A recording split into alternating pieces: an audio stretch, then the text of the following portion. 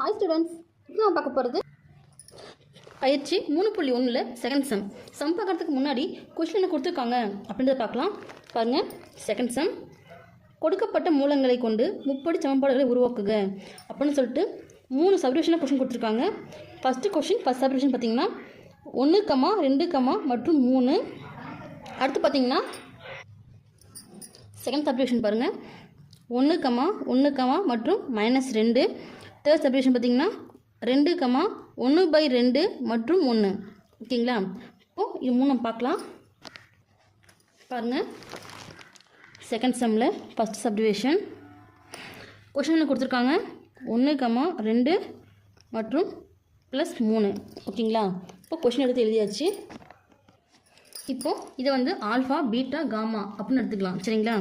அப்போது alpha = +1, beta = 2,